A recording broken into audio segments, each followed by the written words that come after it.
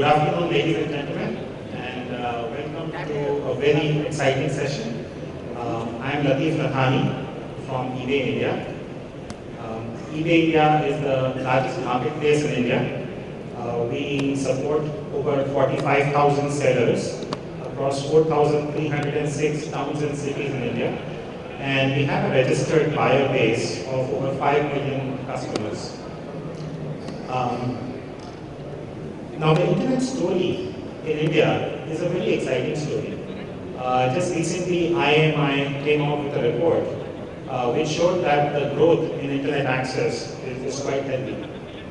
The estimate was that by December, we would have more than 210 million internet users in the country, both across urban and rural areas, as well as about 130 million people who are accessing the internet through mobile. Now, that is a small number, but it's still a very, very healthy growth, and obviously it can grow much faster. But what is happening due to this access is it is funneling online shopping and online commerce. With online shopping becoming mainstream in India, retailers and brands are definitely getting challenged. They have to think through what their omni-channel strategy is. They are being challenged because of the changing landscape. And 2013 saw many new introductions of brands and retailers online. Many of them came via their own websites, as well as through open marketplaces such as eBay India. But they are having to compete and act in a very dynamic marketplace with customers coming through multiple online and offline channels. And 2014 is where we will see this take even more momentum. We will have to see retailers and brands that are able to touch the customers and interact with them wherever they come from. And shopping is, as we know, quite social as well, and social is one of the key channels. What is interesting is how social is changing the shopping landscape as well.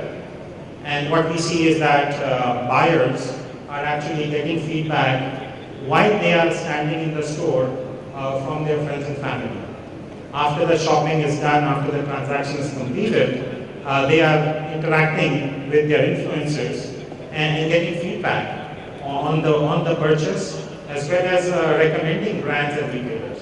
So we see a very, very dynamic environment, and that's what we are going to talk about today. So I have an esteemed panel here with me, and we will ask them questions. And the way we have laid it out, the format, is I have a set of questions that I will ask them, and they each have about 3 minutes to answer. And I hope they will be disciplined enough and keep to the time. After that is done, we will have an opportunity for Q&A as well towards the end. So we have given a generous amount of time for that. So with that being said, I'd like to ask my first question to Ganesh Subramaniam from Myntra. So Ganesh, the majority of digital natives are youth constantly engaging over social platforms. How do you see social panning out as an effective engagement tool? Good afternoon, everyone. Yeah, I represent Indiaretailing.com, which is the leading online fashion retailer in the country. And Myntra has been the first one to bring complete lifestyle online in the year 2010. It's a very interesting story on social media. I'm just thinking, what does social media mean in real life? Just an analogy. Let's just look at it's very equivalent to we having a chat in a tea or a coffee shop for a breakfast or a lunch. Imagine if you are meeting somebody for a business conversation or a casual conversation in this setting. What would one typically discuss?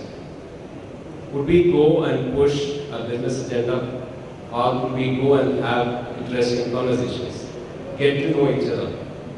So social media is one way of having that conversation. It's a platform for having conversation with your target customers.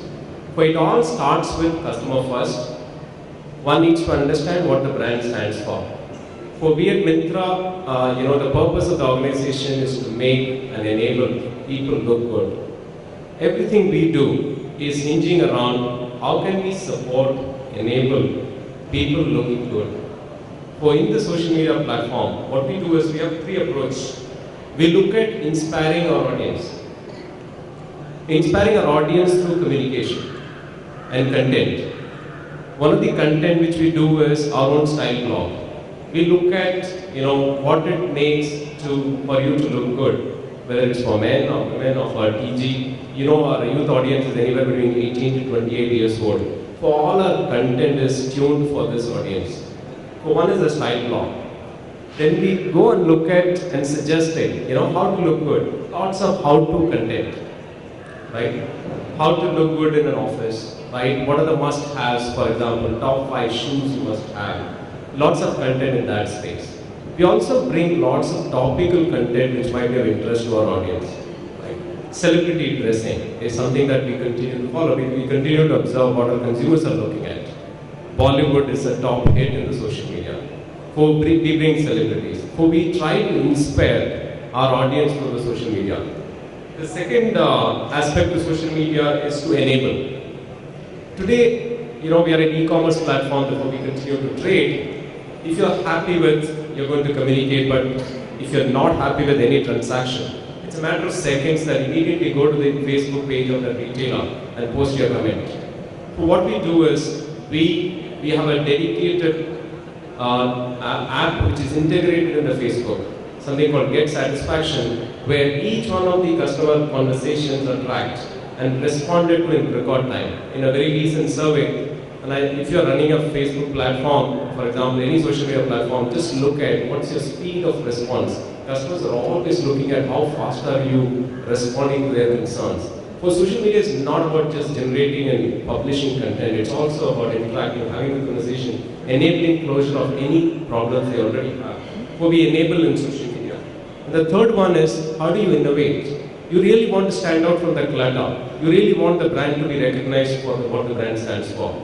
So we continue to innovate here. One of the examples is we're just doing, just imagine, right, a few years back, can we think of any one of us hanging out with a Bollywood celebrity and the celebrity telling you what to wear, right? We are just doing in collaboration with Google, a Google Hangout with Hrithik Roshan on the coming Monday, where any one of us can actually go and join and have a live conversation, video conversation with Hrithik Roshan. Now this is something that, innovation, how do you use social media and engage and deliver something in real life? It's going to be very, very difficult and maybe impractical, right? That's something that we continue to look at. Some international examples on innovation is Warburg Parker, right? It's in a sunglass and eyeglass retailer in New York.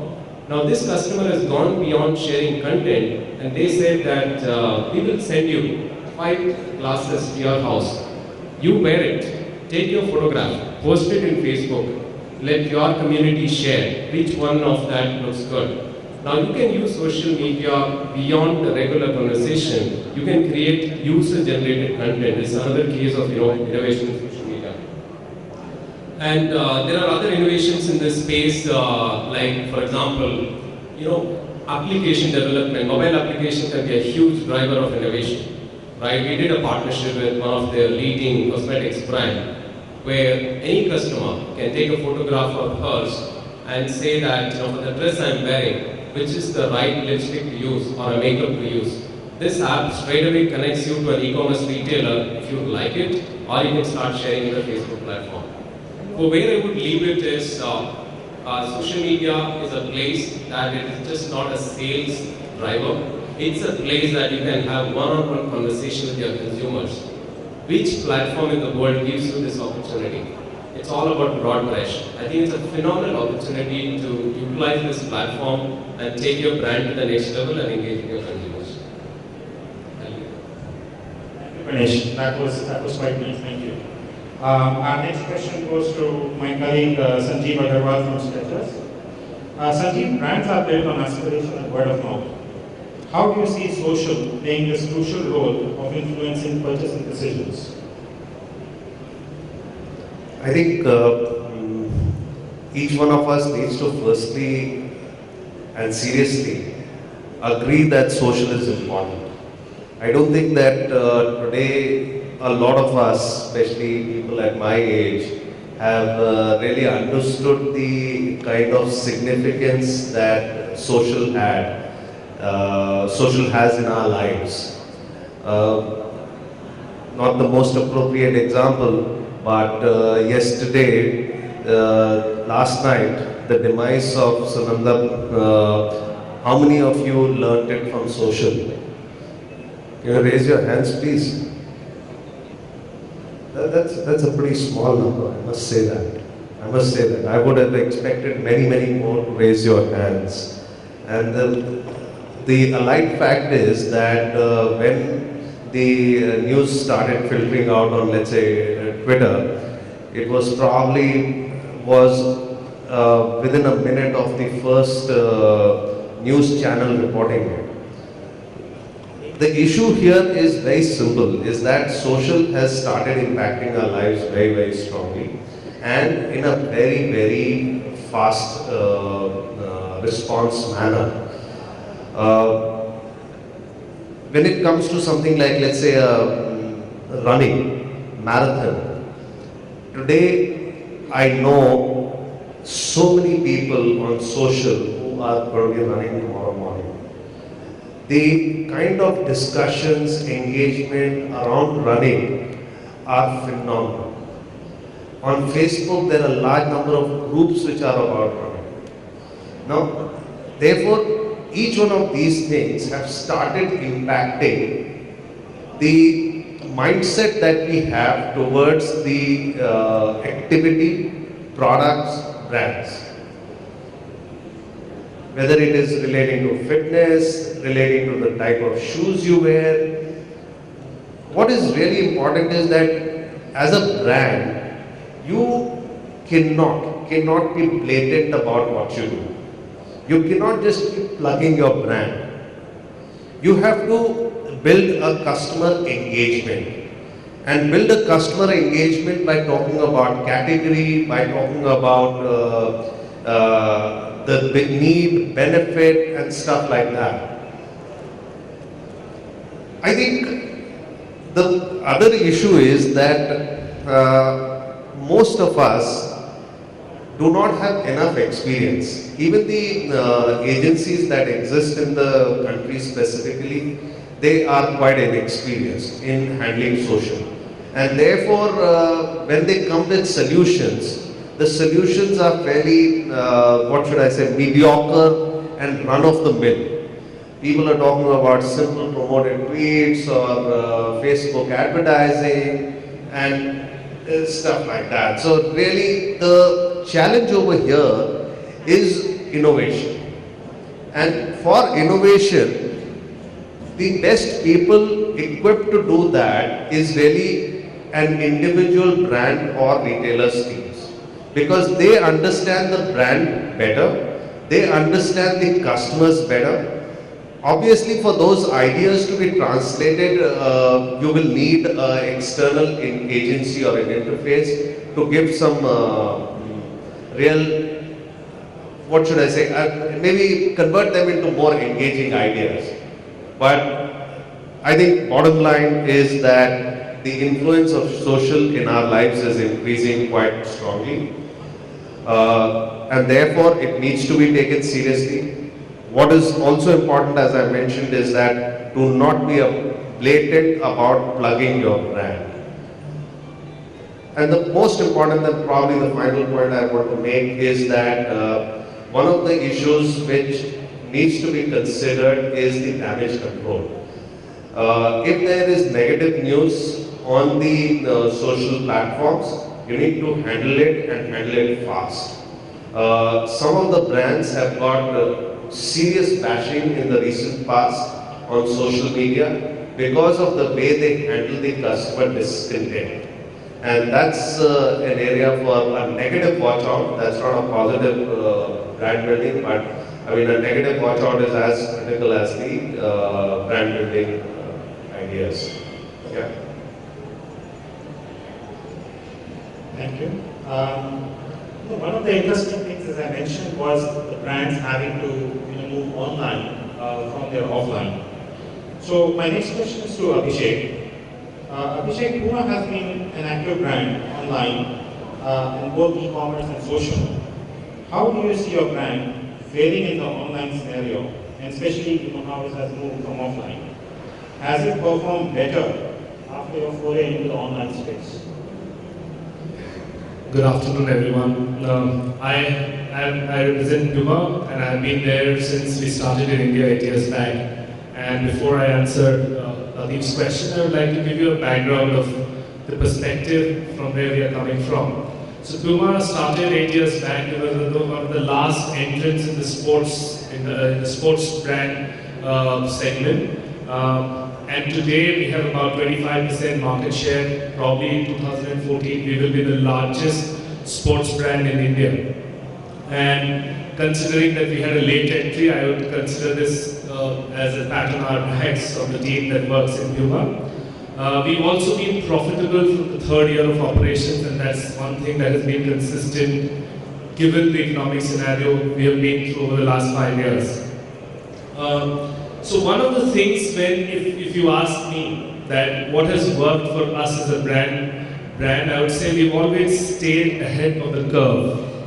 And it's a very relevant thing today when we talk of e-commerce and when we talk of social. Because today, like Sanjeev said, that the option of social has already happened, right?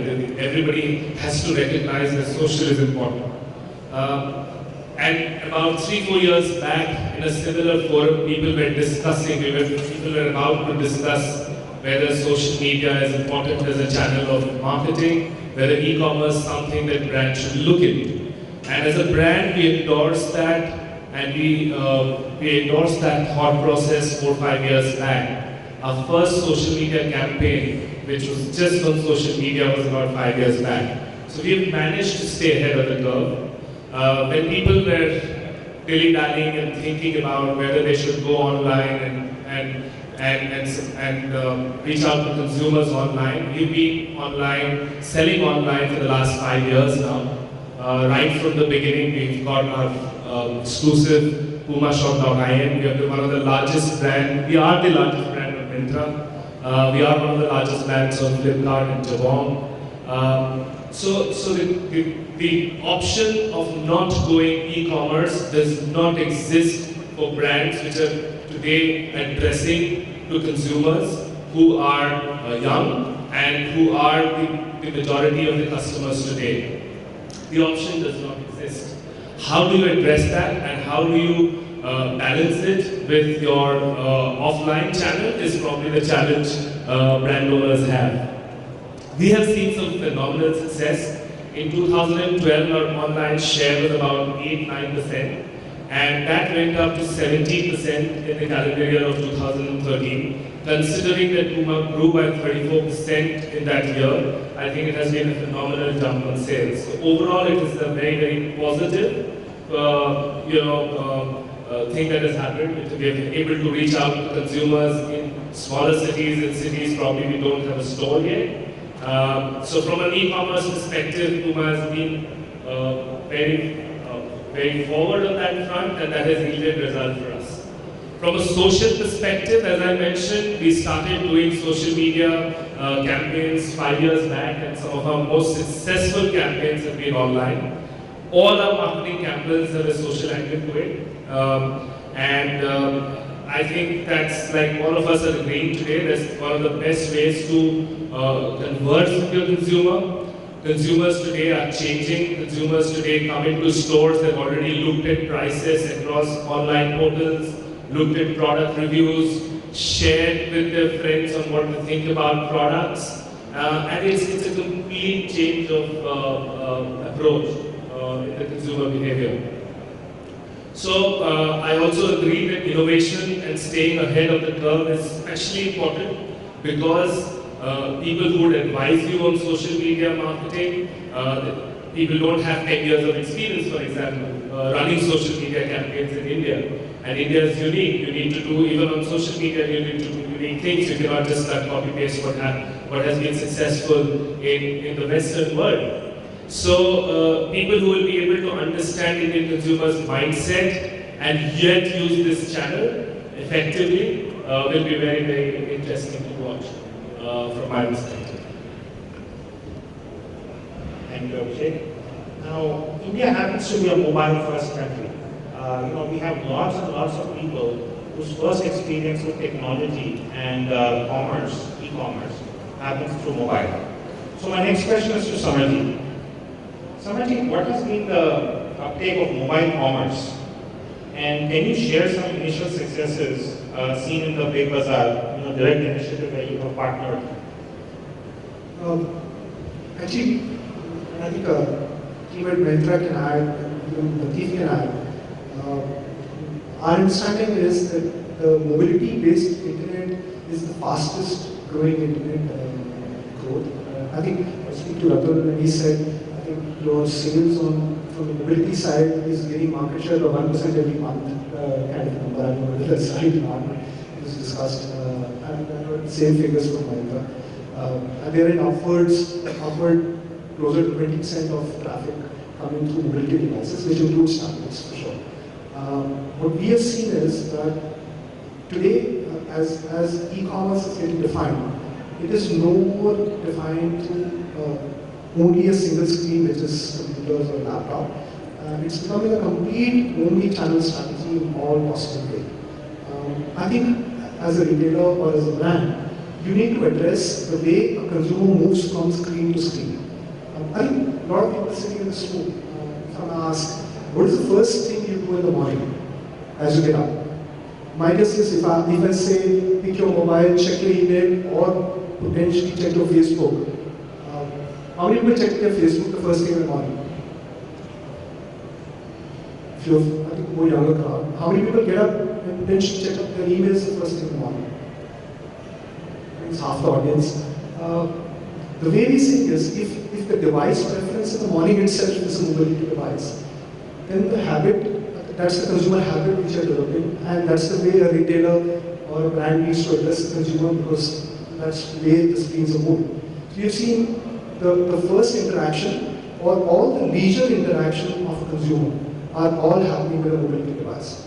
So another study which we've been observing as a consumer behavior is all your time when you're doing leisure internet consumption or relaxed internet consumption, either it's on your mobility device, which is a 4 to 5 inch screens, or on a tablet. Once you own a tablet, there is very little chance that you will consume your leisure internet on a laptop. It's because it's very convenient to do that.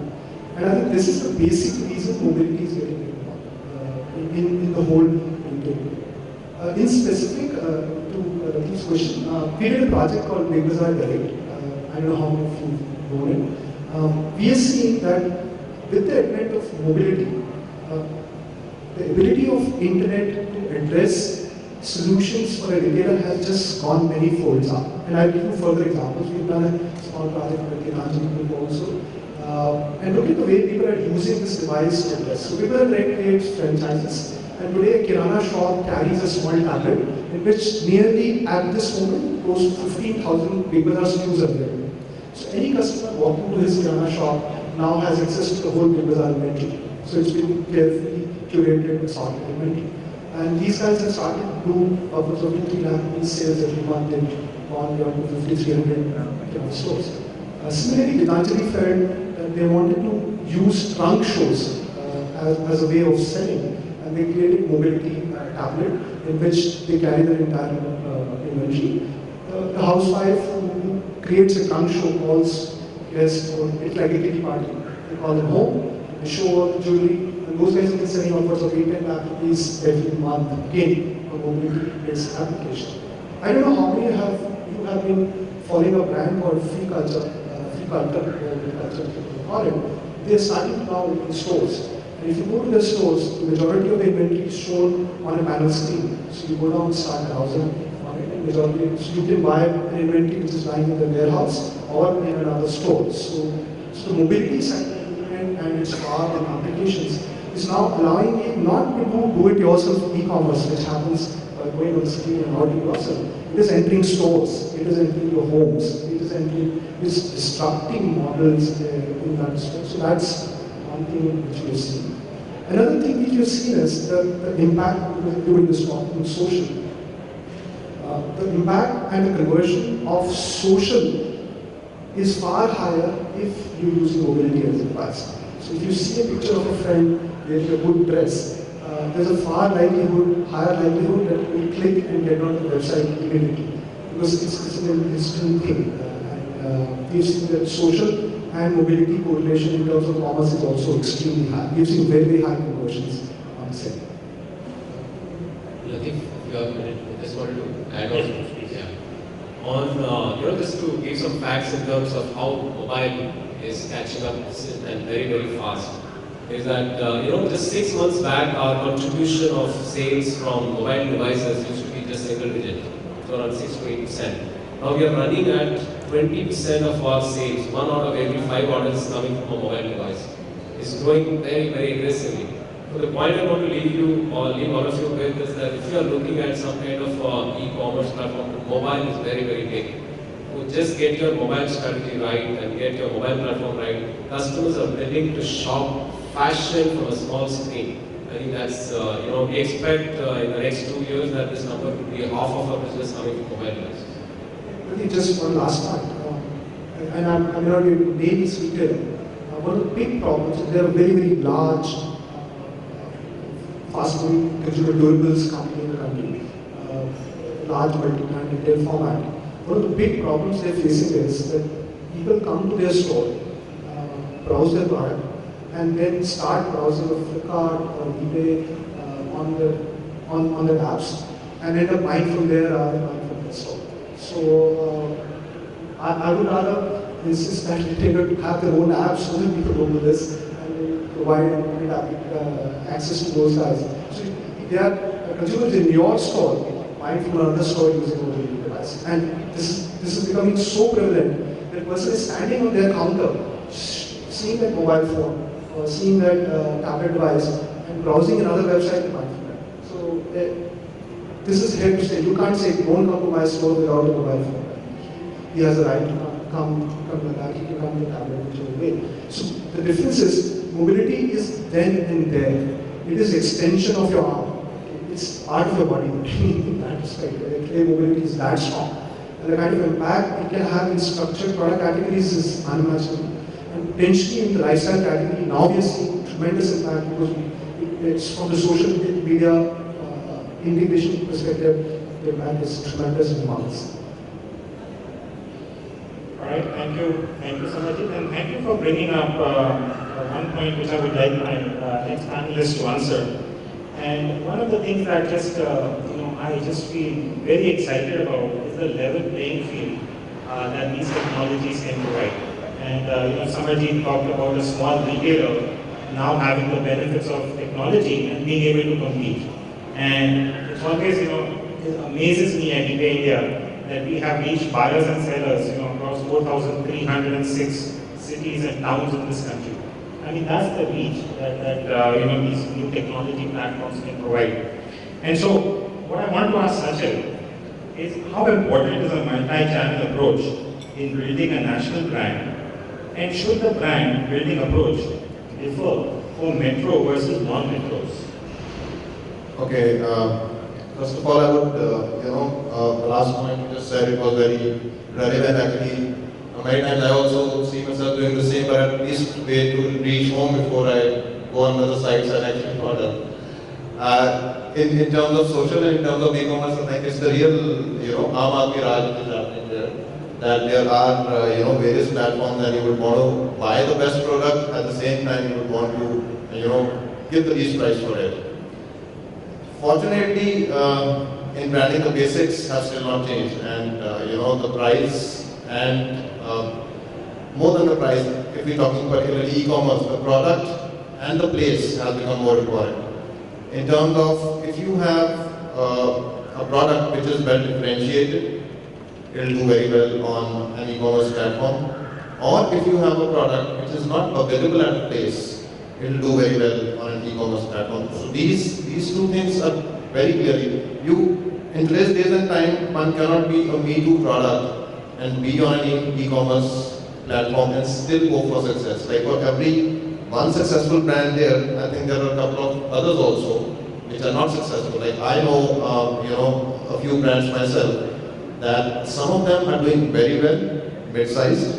At the same time, some of them will open with great manpower, but they are not able to crack the core of the consumer just because the product is not differentiated. If you are just selling t-shirts which other 100 people are also selling, if there is nothing different about your t-shirt, it's not going to make a mark. So these, two things definitely are there. Coming to what the team just asked, there are about 210 million, internet people who are using internet in India, out of which about 130 million are in urban population. In rural areas, it is 8% of the population which is using internet. So obviously the means to reach out to them is completely different. When we are talking in today's world, when we are talking e-commerce and when we are talking social media particularly, it is mostly young generation, young demographics. It's mostly people who are English speaking, and here there's again a catch. 210 people are using internet, 210 million people are using internet in India, and there are 250 English speaking people in India. So there is, unless and until the content changes to another regional languages or to Hindi, Punjabi, Gujarati, the people who are going to adopt the internet it's going to reach a point where all the English speaking people are already on the internet.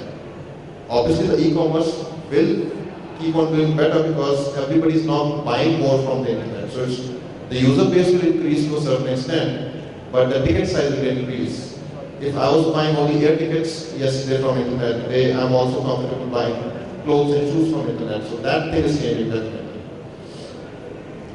Social media as such,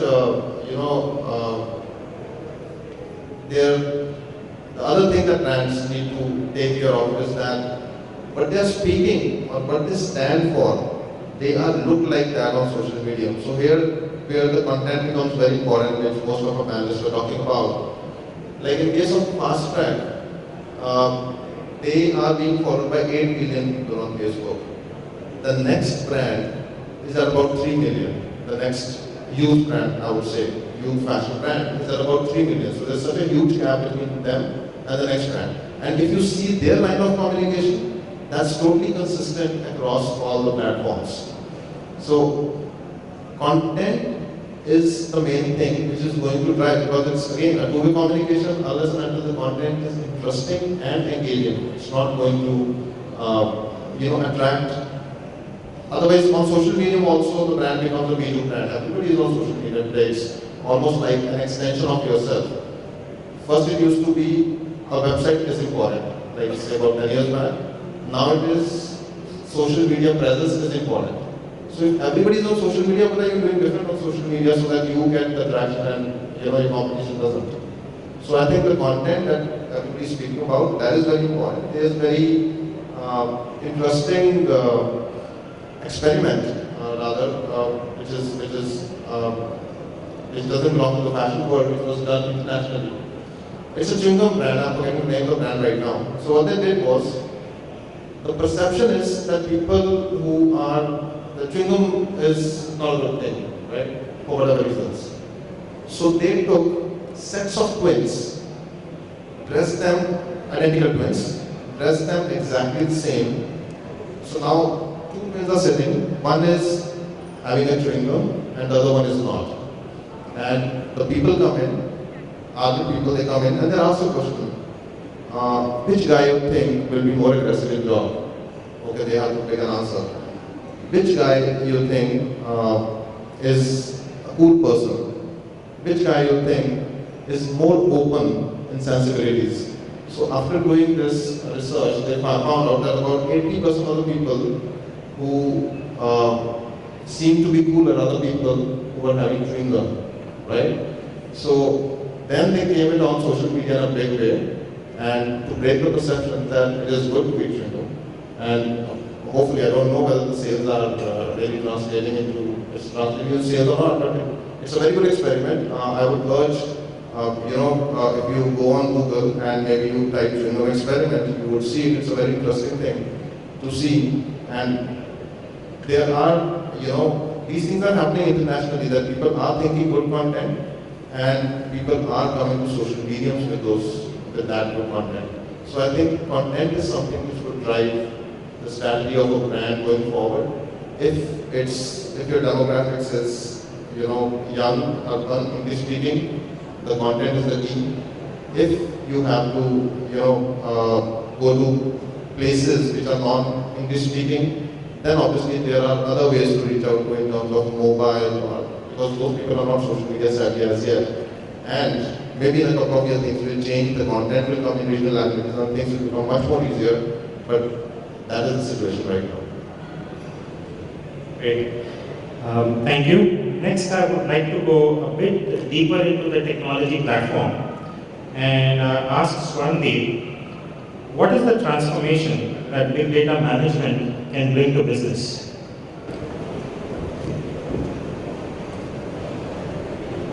I'm Swarandeep from Logic ERP Solutions Private Limited. We are providing solutions for cost, for distribution sales management, manufacturing, payroll, supply chain management, B2B, B2C. It's all integrated software. So we have seen the change in this retail industry. First, I would like to talk about on the big data, how it was emerged. What are the stages that have changed? The origin of big data.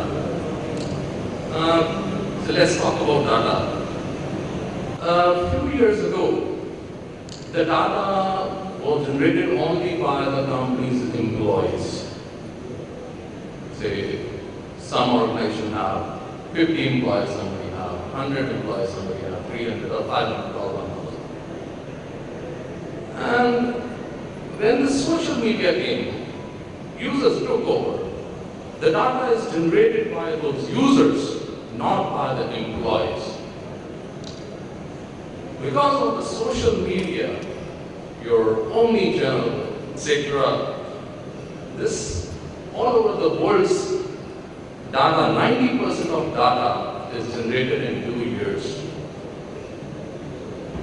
Which is, say, like I'd say, it's exploded.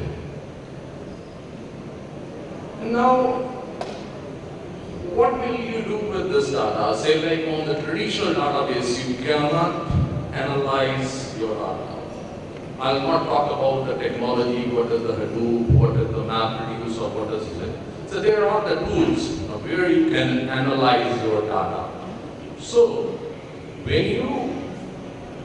why it is requirement? Because see when you analyze your data, you get the customer insight. What this customer is like, what I need to promote to the certain customer. See, this will give you, say, like you can do the profiling of the customer. Which gender, what is in the age group, what religion is belonging, what kind of the education we have, so that, say, like somebody is buying a jean, so that your data can analyze what he's going to buy. The next your data, your scientist can predict what he's going to buy the next. So these are the main changes like in the big data analysis. I should say that what are the nice topics have been taken by the IFF. I should say the companies who are not concentrating on the omni-channel, who are not concentrating on the social media, who are not concentrating on the big data analysis, they are committing suicide. I'm sorry to say that.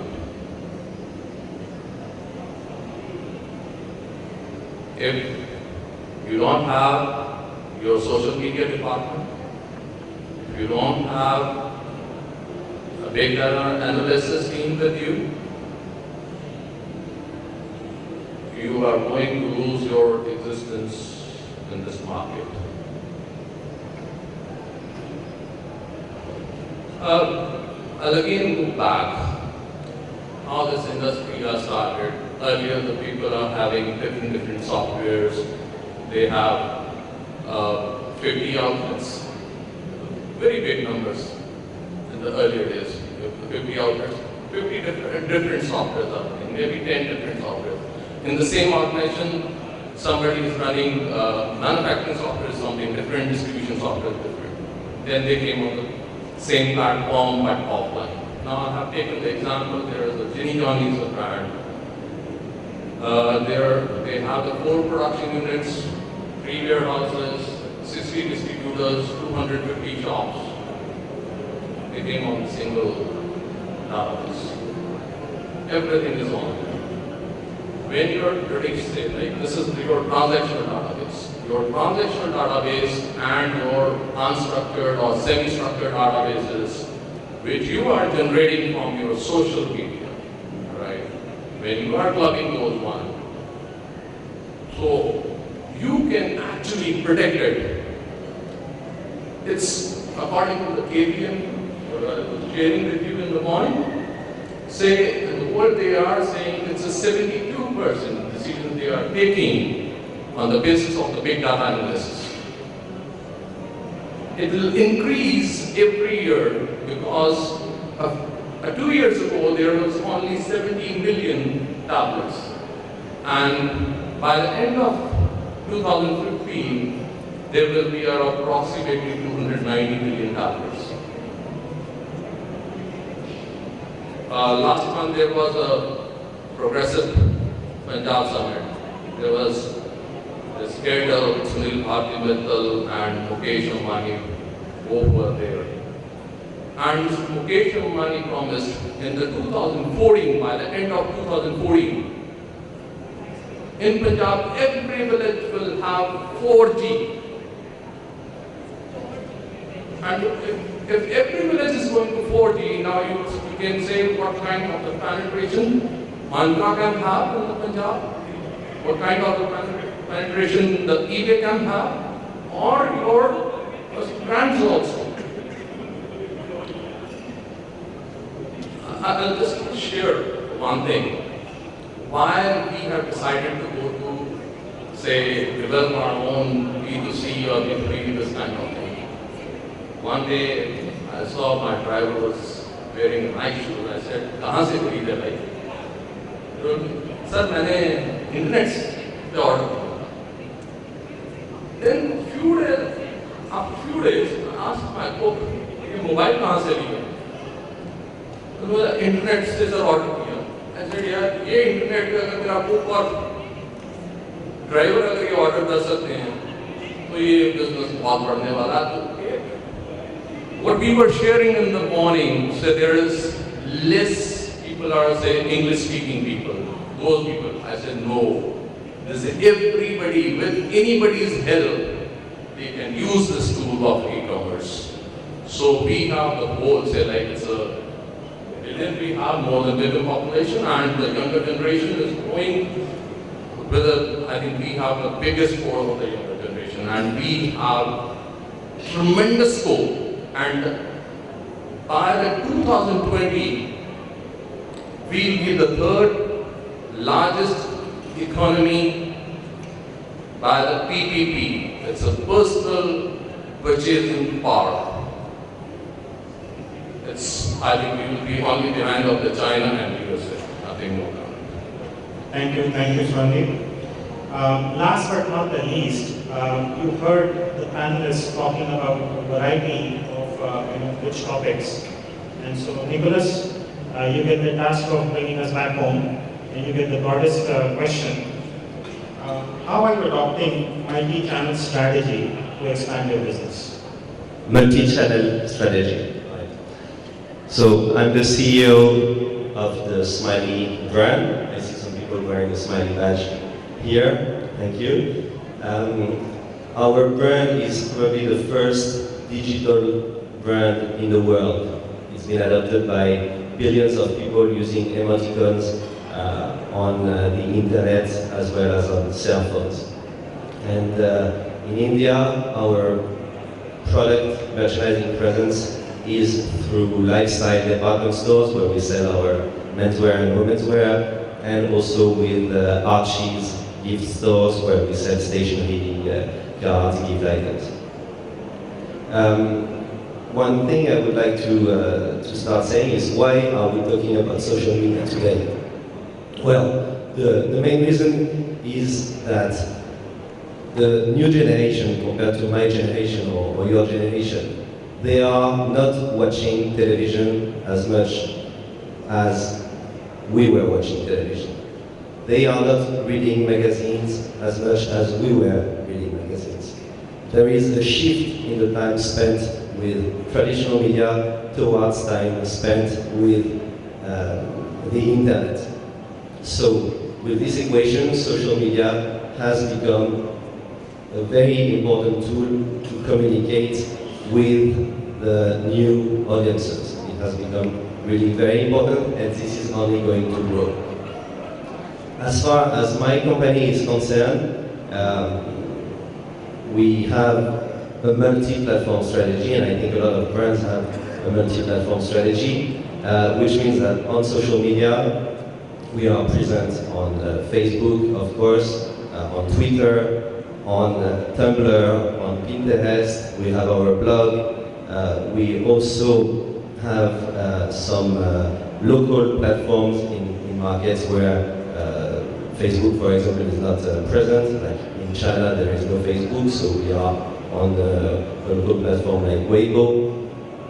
In Russia, Facebook is not as strong as in the rest of the world. There is a local platform called VKontakte, which is the leading social media, and we are present on VKontakte. And we use all these social media platforms. I think it's very right what my colleague from Intra was saying, to create this chit chat with the people we call our fans. It is very important for us to consider that these people are fans, they are friends. We don't treat them as consumers. We cannot be invasive in the social media world, and that's really the key of our strategy. We need to engage our fans, we need to have a friendly conversation with our fans, and we need to have a content creation strategy. We need to provide them with contents that are going to engage them with our brand, to make them feel we are cool, but absolutely not try to sell them something. Your Facebook wall is something very personal. You see contents coming from your friends, from your family. You don't like when a brand is showing you a promotion, when the brand is trying to sell you something, because it's like having a brand in the middle of your conversation in a restaurant trying to sell you something that you wouldn't like.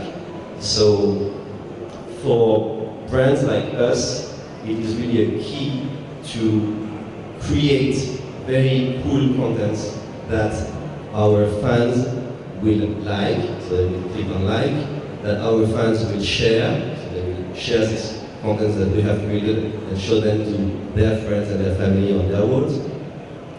And also to interact as a communication, means that they will comment on these contents. So very often, for example, we create contents with imagery and we ask a question.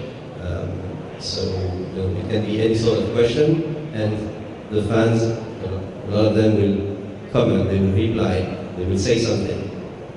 By replying to our question, it means that the Facebook algorithm is going to make these images that we have shared appear on the wall of their friends. So the better our contents, the more interaction we create, the more these contents will be seen by friends and family on Facebook. If we show a good content, it will be seen by 10 times as many people as when we show something that's not as good. So we have in our studio, in our design team, a whole team of people dedicated to create the best possible contents. These are images, these are videos, these are photo shoots, and we are trying to develop the best contents because the better the content, the most relevant the content, the more it's going to be shared by friends and families online. So, as part of this multi-content strategy, we use different platforms for different reasons. Facebook has a major focus for us with imagery and video. We use Twitter more to create news and messages that people will share with a very short sentence. We use Pinterest to show beautiful fashion photos of our collections or very creative artwork that people will want to pin. We use Tumblr as a sort of newspaper, it's a blog where we tell about the brand story, where we create very specific contents. And so this multi-platform strategy creates the relation with our fans. And the next question is, what for? Why are we spending time? Why are we putting so much effort and investment in creating this chit-chat with our consumers? How do we get a return on investment? Because this is really the key. And at this stage, it's true that we have two reasons why we use this multi-platform strategy. One is that it's an advertising model. We are showing our brand, we are showing our products in a good way to consumers so that they will want to endorse the brand and they will want to buy it. So there is we consider it as an advertising platform for the brand awareness. And then there is the direct return on investment that we are seeking. When I was talking about old media before, on television, on magazines, if you see an advertising, you're not going to be able to buy the products immediately. You're not going to run to the next store to buy this product immediately. But online, there is a major difference, obviously, is that you can see something, you can see a brand, you can click on the link, the next second, you can be on the e-commerce store, you can be on the marketplace, like eBay or Mitra, and you will be able to buy immediately this product. So as a brand, it is very clear that we want our fans, our audience, to be engaged, to discover what we do, and to be able to go immediately to our own e-commerce platform or to our marketplaces that we work with, so that the fans will become consumers and buy the products. At this stage, the conversion rate is still quite low. It's not what we all expect. I think most brands would like the conversion rate between the social media engagement and the real business to be higher. If I look at the case of my brand and my company in India, we have India is our biggest community on Facebook. We have 500,000 fans from India on Facebook. That's also one very important thing with social media, is that you are able to analyze who your fans are internationally, what countries they come from, what cities they come from. I know exactly how many fans I have in Mumbai, how many fans I have in Delhi, and social media is a fantastic tool for this. Thank you, Nicholas. So looking at the time, I'll just do a quick summation of the rich thoughts you heard, and leave it open for a few questions. So I think The omnichannel, I would like to can we just keep it for the question, because I think we're running out of time. So just a quick summation is, I think what we are seeing here is a very kind of opposites. where we are talking about the scale, we are talking about knowing the face of fans. At the same time, we are talking about having one-to-one engagement. So that is something that is very challenging to do at the same time. Also, what we talked about is data and having sort of one place where your data lives. We also talked about localization because today these technologies are limited to the English language. How do we take it and bring it to all the other languages that we have in the country?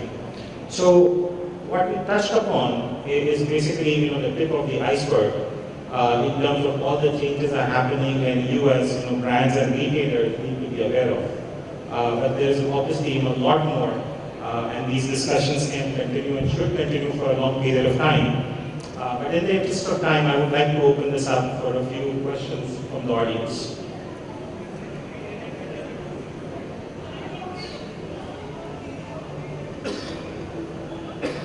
I've been reading a bit of information on the net saying on social media, the new generation is probably reducing their engagement on social websites. So, A, probably the reason being the number of parents also increasing on social media, and B, brands posting irrelevant content. So, I just want to know, is that a myth, or if it is or not, and what are the repercussions? So if you want to direct your question to any particular panelist, you may do so. Otherwise, we just open it up. I leave it open. It's fine. Okay. So anybody wants to?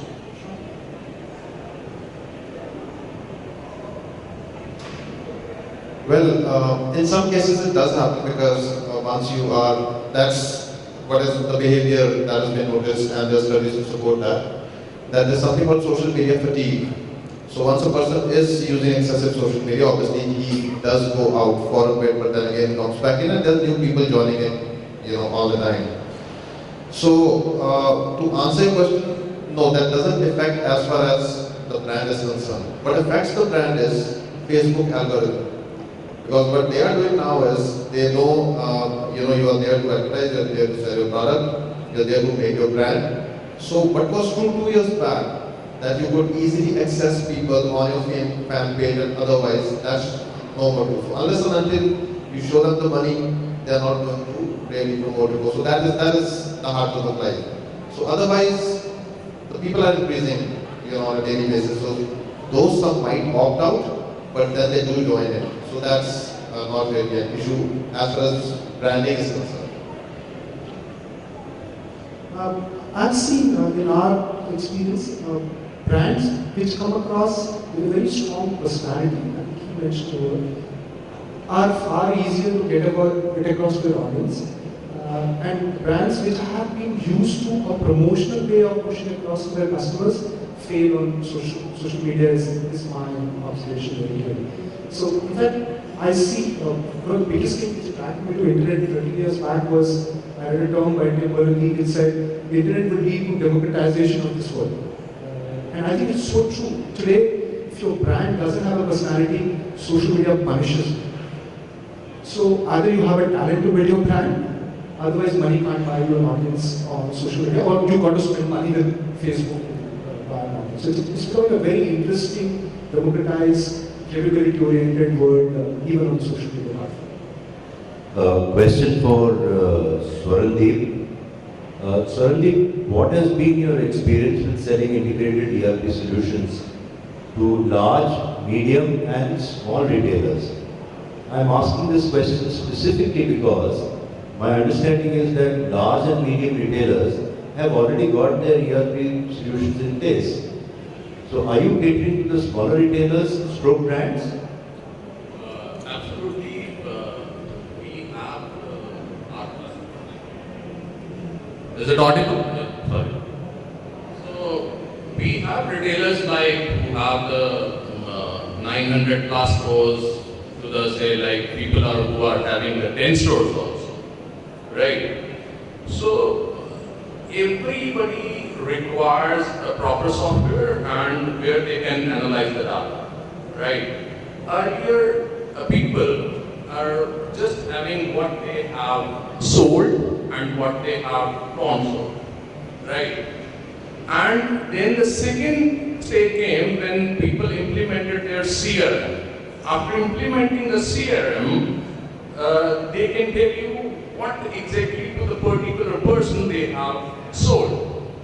Now, in the coming existence of the say social media, they can predict this person have bought these kind of things, and now the next we can sell this one also. This is the thing. First, they know what they have sold, but to whom they don't know. But in the second stage, they know like what we have sold to whom, and now they can predict also. This is the only 3 stages which we have seen. Like this software, if anybody says it is an expense, it is not expense, or whatever you are doing in the technology, I should say it is only 6 to 8 months to give you the ROI. Or I should say, your social media is your oxygen, your omni-channel is your food, and your big data analysis is your exercise. If you do these 3 things, if you are having a proper food, having a good air, doing your exercises, your body is healthy. A similar thing if you are doing with your brand, it will grow strong. Thank you. Am I clear? Thank you. Yeah, hi. My question is specifically targeted to Ganesh from Myntra. Would like more insights on how big data is being used at Myntra as a retailer on the merchandising side, specifically on your private label side. I think it's an interesting question. I think one of the things when you have a lot of data, the first question is what you do with it, right? In very simple form, big data is nothing but getting us very close to reality. When you have lots of things happening, you really know what the reality is. So what we are doing is to build a data science team. We have a good data science team. What they do is to look at all the data and see interrelationships of various data and actually bring that out in a very digestible form. For example, I'll give you an example, right? We trade over 600 brands in the portfolio. 600 brands with over 100,000 SKUs. You really don't know what the customer's interests are beyond a 2-dimension in a regular way when we analyze. We know these brands are performing, these products are doing very well. So these guys, the data scientists came out with a picture, very infographic, which actually told a network view of the portfolio. What they said is how the customers are entering, what are they buying. When they buy this particular proposition, how is that in-network linked to various other propositions? We never had this view without the data science. Now, for example, brand A is very highly correlated to brand C. But in our view, we never thought these were in 2 different segments. A personal care brand was very highly correlated to a women's western wear dress brand. Now, in our own form, how we are structured, the category team which used to buy personal care is very different from the team which used to buy the western wear brand. Our holistic view of how do we approach consumer buying process completely shifted. This is just one angle to it. This can be used in consumer acquisition, this can be used in logistics deliveries, right? For various parts of the business. In simple terms, how do you simplify what the customer really wants, what are they going through, is what the big data is going to be all about. Just to add a point to his perspective, I think majority of the data part has been more discussed from a transactional perspective to say once a consumer has bought something or is behaved in a particular way. One of our clients in the US, ideally just got acquired on. One of the things they did is they started working on images. So that each product has an image, it's a photograph. They started working at consumer preferences and the volume of traffic on each product and product images and started predicting what kind of styles will come in fashion in future. So they know what is selling, but where is the trend moving? So they could actually predict, and I've seen this report myself, that a polka dot of size X inches is the new thing that is coming in fashion. Because the imaging technology is moving so sharp that they can overlay images, multiple overlay images of consumer preferences and even predict what is coming in fashion. I think just to add Ganesh's point, it's also what is happening, but what can happen is, I think, there the valuation could even be to a very high level. So with that, I would like to thank a wonderful audience, and I would like to thank the panelists for their wonderful insights. Thank you very much.